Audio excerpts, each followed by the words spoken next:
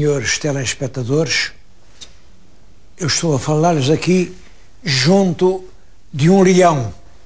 Um leão. Bom, não é o leão do Sporting, já viram isso? Claro que não é. É um leão muito esquisito. É um leão que vem da China. É um leão de Macau. Isto é o leão de Macau.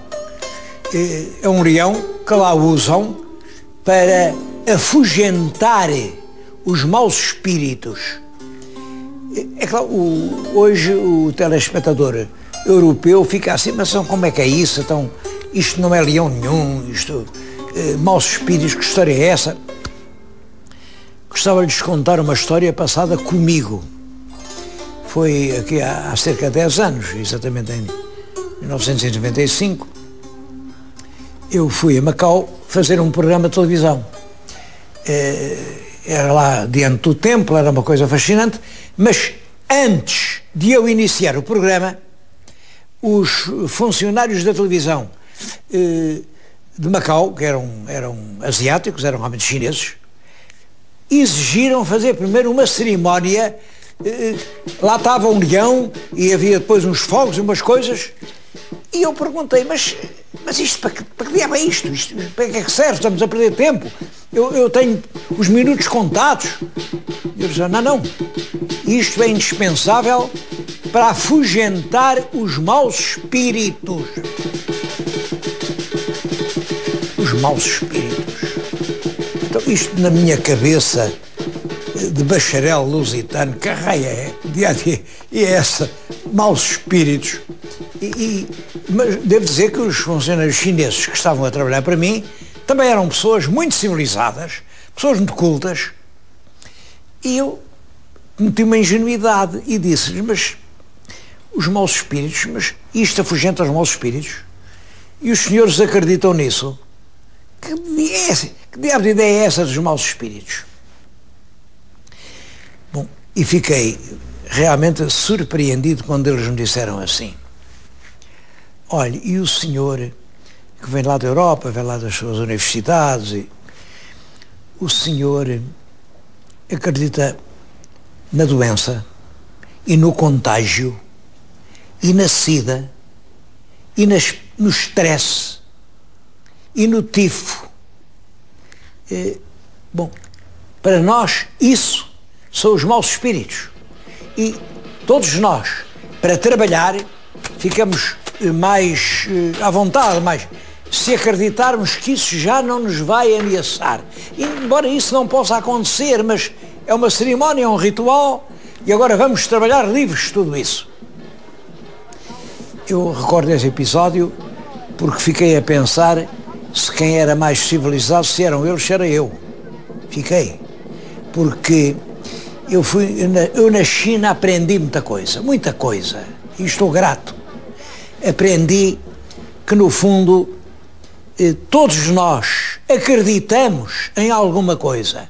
Bom, eu acredito nisso, tu acreditas naquilo, tu naquele outro, e cada um tem a mania de que aquilo em que acredita, isso é que é a verdade. Todas as verdades são possíveis. E nós não temos nenhuma marca de contrastaria para nos dizer qual das verdades é que é de ouro puro. Na China é um grande mundo de verdades. A minha imensa admiração pela cultura chinesa vem daí. A China é um céu em que todas as estrelas dizem a verdade.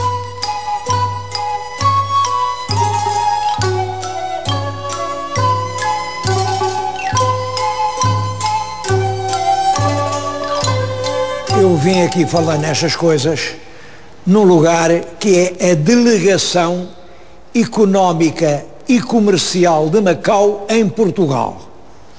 Em Lisboa, fica aqui na Avenida 5 de Outubro, para quem cá quiser vir, 115 réis do chão. Uma delegação económica e comercial, porque é realmente aqui que se trata do fluxo comercial que liga Portugal a Macau e Macau a Portugal. Para quem quiser saber, bom, daqui vai para Macau principalmente produtos elétricos, farmacêuticos, alimentares, coisas daqui, e de lá vêm para cá, sobretudo, têxteis. Os têxteis de Macau, como sabem, chegam aqui baratíssimos. Bom, mas isto dá um movimento comercial relativamente importante. Nós mandamos técnica e eles mandam vestuário. Bom, e para dirigir isso, há aqui uma delegação, e é aí que lhe estou a falar. Vim aqui por uma razão, é que faz agora, ainda não fez um ano, em 2005, em junho, a zona mais antiga de Macau foi declarada Património da Humanidade. Eu tenho aqui o mapa, isto é o mapa, é a pequena península de Macau, e esta zona aqui, desde aqui, talvez tenha sido aqui o primeiro sítio onde os portugueses estiveram, tudo isto que está aqui a cor-de-rosa, tudo isto, e que tem realmente os principais monumentos portugueses da cidade, estão aqui marcados, tudo isto é hoje Património da Humanidade. Bom, eu acho foi um esforço até do governo chinês para conseguirem que esta zona portuguesa de Macau fosse proclamada Património da Humanidade. Bom, e penso que foi proclamado património com toda a justiça. Aquelas ruínas, aquelas casas, aquelas ruas representam nem mais nem menos do que isto. O primeiro esforço que os europeus fizeram para fazer no mundo a aldeia global. O primeiro impulso é feito pelos portugueses, quando saem aqui da Foz do Tejo e depois entre mares desconhecidos, entre mortes, conseguem dar um abraço à volta do mundo e chegar àquele sítio ali onde praticamente só se aninhavam piratas e criar uma terra nova, uma terra à qual eles chamam povoação do Santo Nome de Deus de Macau. Isso também tem muito sentido e eu agora vou falar nisso.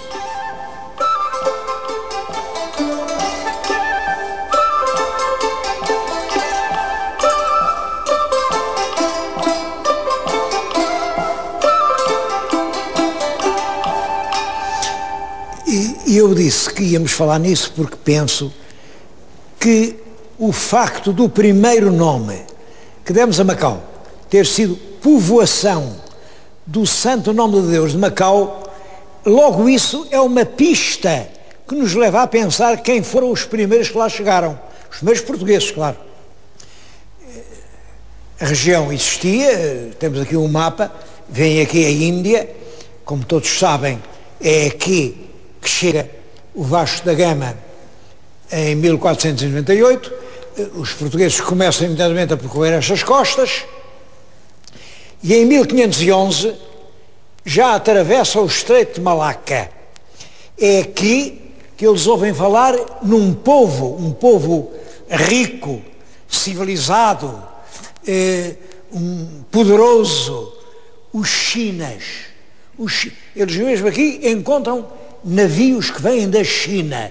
A China era um mundo que eles nunca tinham ouvido, mas escrevem para Portugal. Há aqui uma outra grande civilização, são os chinas. E então os portugueses começam a interessar-se pela China. É a partir de Malaca que eles penetram, portanto, no Pacífico. O grande mar Pacífico, olha, está aqui Timor, o Pacífico passa a ser percorrido pelos portugueses, simplesmente no Pacífico, quem manda é a China, é o Celeste Império, a China que está aqui.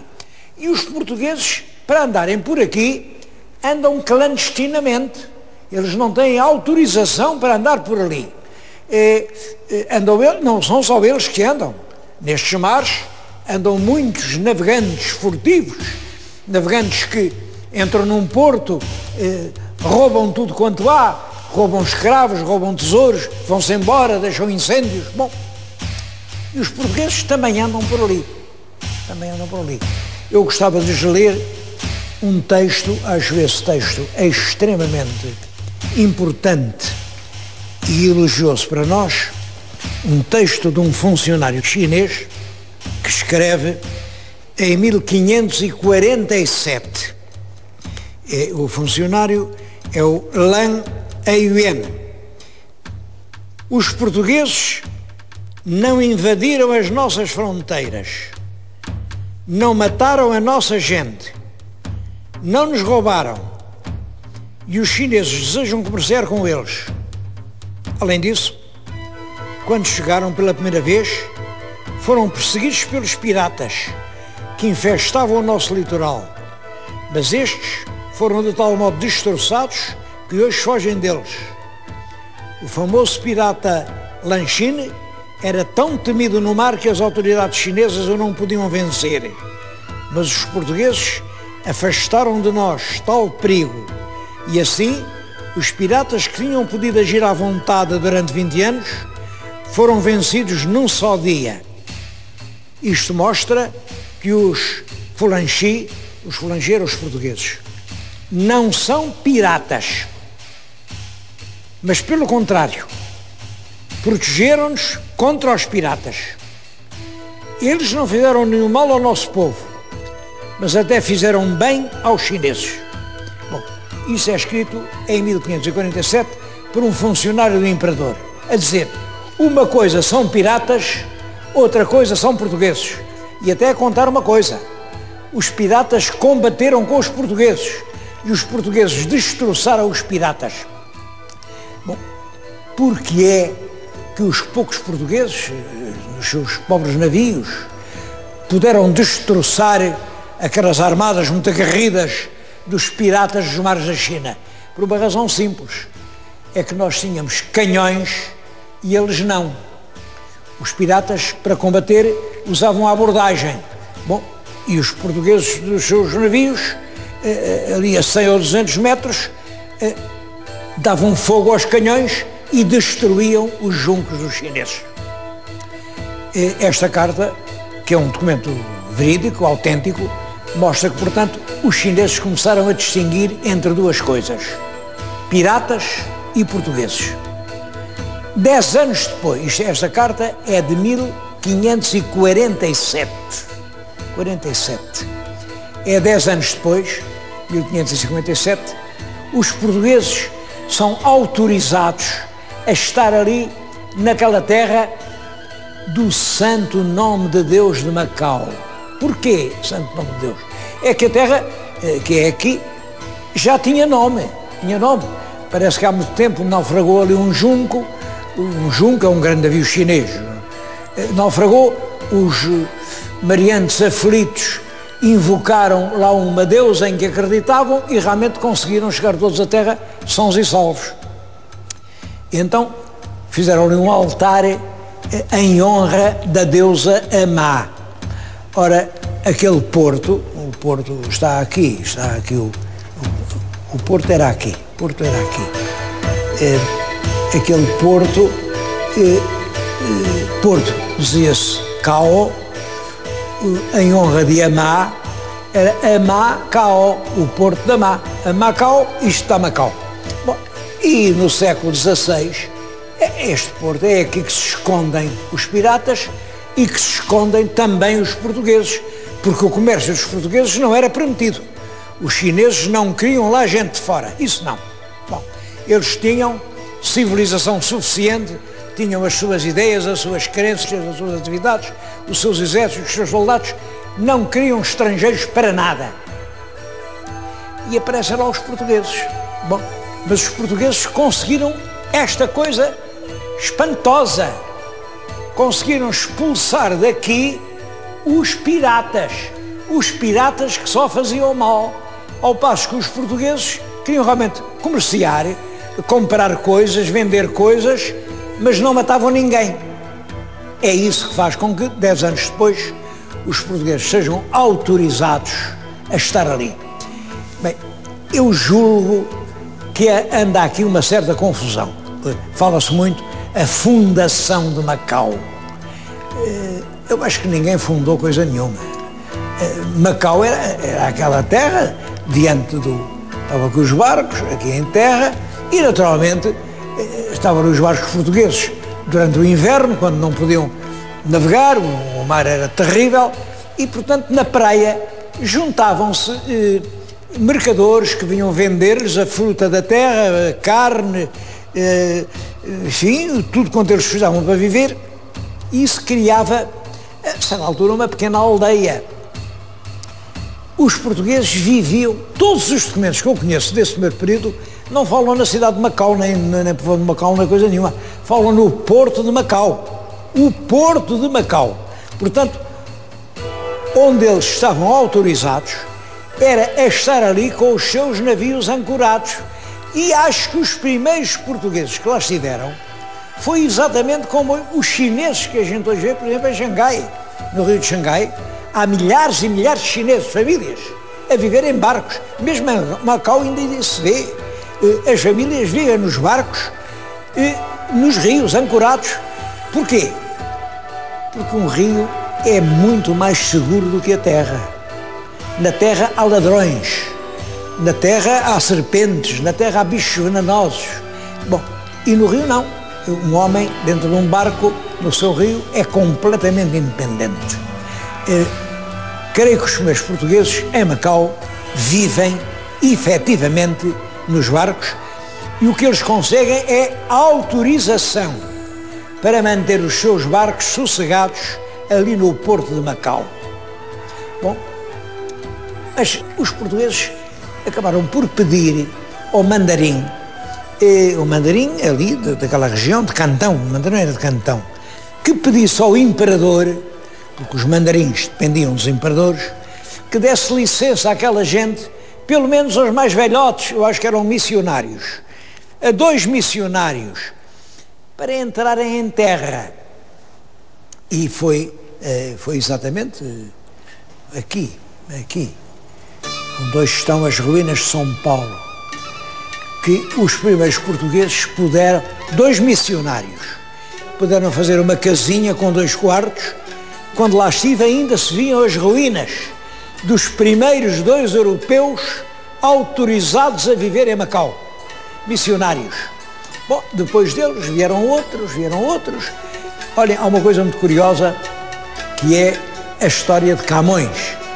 É que nessa altura os portugueses não estavam autorizados a fazer casas. Os chineses são prudentes, inteligentes. Uma coisa era estar lá, outra coisa era fazer casa de pedra e cal.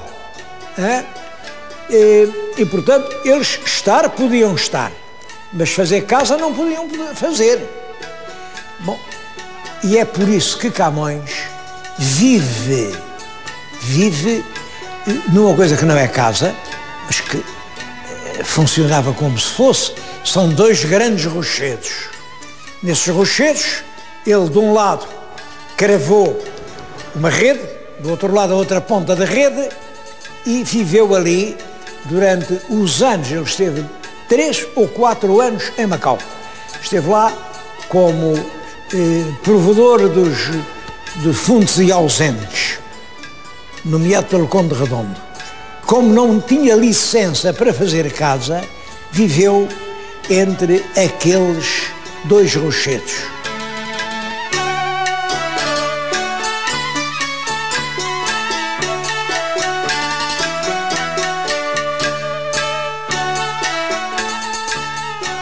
Realmente surpreende-me que nesta inclusão da zona histórica não figurem os rochedos de Camões. Não sei explicar isso, porque realmente penso que o mais impressionante e o mais significativo documento da presença dos portugueses na Ásia é o facto de, entre aquelas 2 pedras, ter residido durante 3 ou 4 anos o mais importante de todos os poetas portugueses.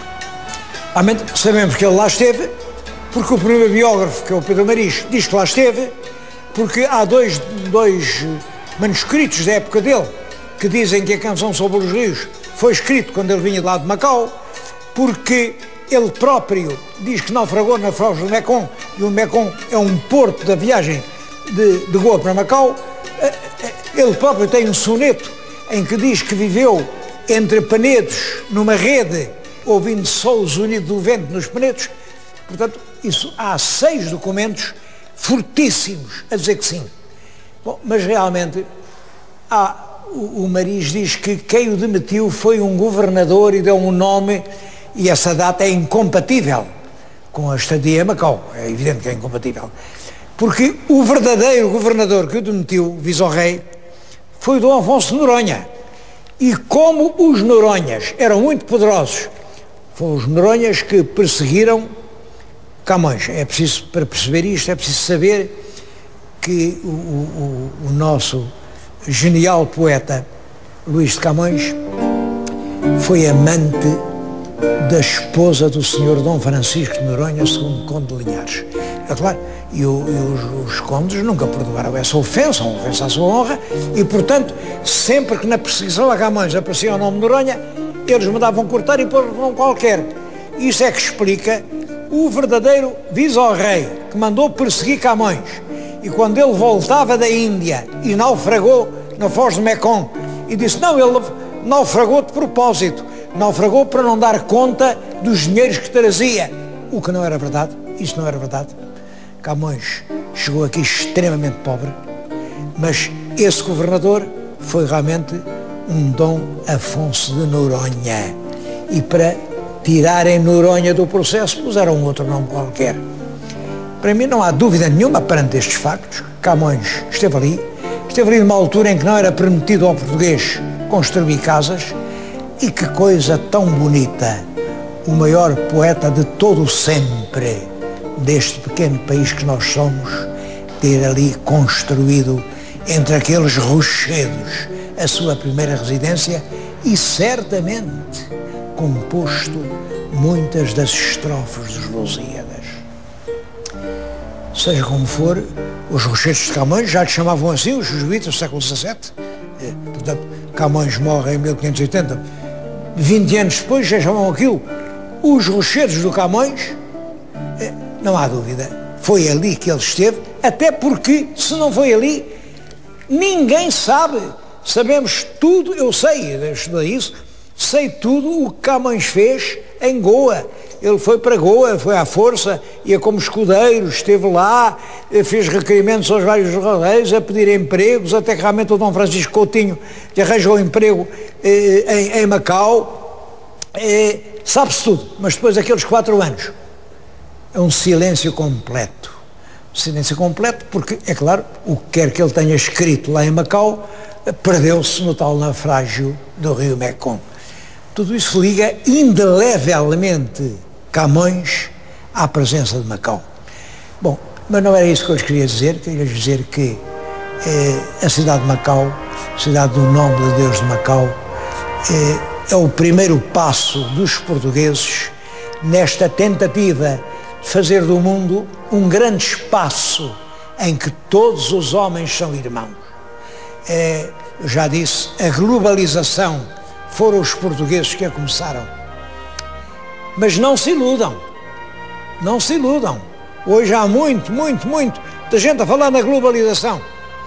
A globalização é dizer que o mundo é só um. O mundo é só um. Mas eu também sou só um. Tu também és só um. Cada um de nós é só um. A realidade do mundo é esta. Eu e o mundo. O indivíduo e a estrutura. A pessoa e o conjunto. E tão importante é a pessoa como o conjunto.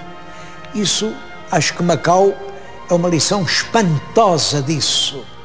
Os portugueses estiveram lá durante perto de 5 séculos. Acabaram por entregar aquilo à grande pátria comum que é a China. Entregaram-no em paz. Estiveram lá perto de 500 anos em paz. Eu fui lá 5 vezes e vinha impressionadíssimo, e fiz aqui na nossa Academia das Ciências uma proposta. Vamos apresentar estes quase 500 anos de vida em paz com um povo tão diferente do nosso, que venera Deus tão diferentes dos nossos, que tem uma língua tão diferente da nossa, e conseguimos conviver com eles em paz durante quase 5 séculos. Isto é uma lição dada ao mundo. Se todos os povos soubessem fazer assim, não havia guerras no mundo. Eu fiz a proposta sabendo perfeitamente, propus que este exemplo espantoso fosse apresentado ao Prémio Nobel, concorrendo ao Prémio Nobel da Paz, porque nunca ninguém deu uma lição tão grande em louvor da paz como os portugueses, gerações sucessivas, vivendo ali em Macau. Eu devo dizer que não acredito que obtivéssemos o Prémio Mundial da Paz. Agora, uma coisa é dar o prémio, outra é entender que nós o merecemos. Eu vim hoje aqui porque me falaram de Macau, disseram que esta exposição falava de Macau, e foi essencialmente para recordar isso que eu quis fazer este programa. Macau, um grande exemplo para os construtores da paz no mundo.